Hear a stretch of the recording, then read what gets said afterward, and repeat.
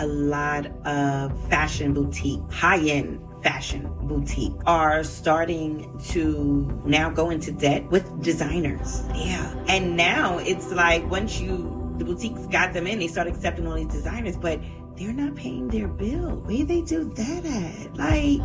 And it's a lot of them. Yeah, a lot of fashion brands are ordering these designers collections, high-end designers collections, where the invoices is about a couple of $100,000, and they're owing a lot of fashion designers, and they're not paying their bill. They're not paying the designers. It looks like fashion boutiques are back to acting like crackheads from the 80s again. Walk with me, guys. Imagine you were a designer and you was inspired to create a collection that motivated you for the moment. First, sketch up your inspiration. Then you find a tech artist to put it in a tech pattern for you. Then you find a pattern maker to create the pattern for the garment that you was inspired by. Then you invest in finding a tailor to create the collection and pieces that fits perfectly the way you designed it. After that, you invest in trade shows to scout out buyers and celebrity stylists and press people to find out more about your brand and to actually purchase the brand. Some buyers come to your showcases at trade shows and they pick different pieces that fit perfectly with their boutique consumers. They put in an order, they put in a net 30 to be able to purchase the items and pay within 30 days. You, as a designer, ships the item out according to the season. Once the item arrives to these boutiques, they put it on the floor and they sell it. 30 days go by, you are excited, looking for payment for the collections and pieces that these boutiques buyers purchase. Another month go by, no payment. Another month go by, no payment. Another month go by, no payment. Keep in mind, you are now in the process of preparing for a new season, collection, and inspiration, but you don't have the money to invest and to produce them. And this happens repeatedly. So, what is that? Stealing.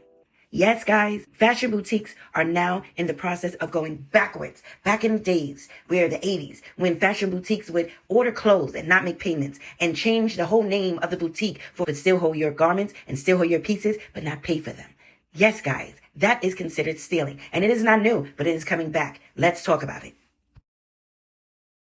Sweet, white. What's happening? This is crazy. Wait, this is scary. It's literally all gray, black, and brown. And I don't like it. It's like spooky. I'm sad. All right, y'all, it's finally being disclosed how much money Essence actually owes these brands, and I'm not gonna lie, make you 60 or something. Owing Amiri upwards of $3 million is nutty. Willie is a smart guy. He didn't rely on them too heavy, so they only owe him 50 bands. Still crazy though. Who decides where they owed him half a ticket? Mason Margiela 2.5. Mind you, this is a huge brand, so I'm not too surprised. 1.5 for Acme Studios. They owe ERD 230. Half an M for Adidas. Still not too bad for Adidas, bro. They owe Jocko Moose almost $4 million. Here got half a ticket.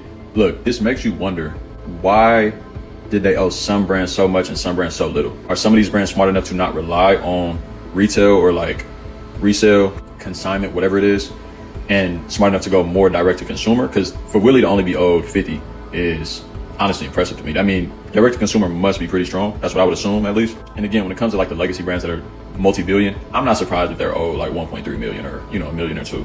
They billion dollar company. So it's like, but yeah, bro, when I first talked about this, it was back when this was like first coming and first emerging as a topic. But to see it transpire to like them not being able to work it out, yeah, y'all are cooked, bro. Essence is cooked. Size of the brand do you prefer that they're at before they come to your showroom? You need to know that you're capable of producing and delivering your product. How are you producing? Where are you producing? What was that pricing like? What are your internal margins on it? Let's say that you had a t-shirt that was $100, but it costs you $40 to make. That's a shit margin. There's no room for us to come in and actually work with a retail partner. Sometimes for designers, they're in this tricky spot where they're not where you would want them to be yet. And in order for them to get there, they need somebody to take a chance. How do they practice delivering to stores if no one's helped facilitate the buy? Honestly, like that is the responsibility of the young designer at this point. So they come to us, I'm normally like, you should try it yourself first. Find a space, have a showroom, make some appointments. If people show up because they're interested and they might want to buy, that's a great sign. And then we can have a conversation.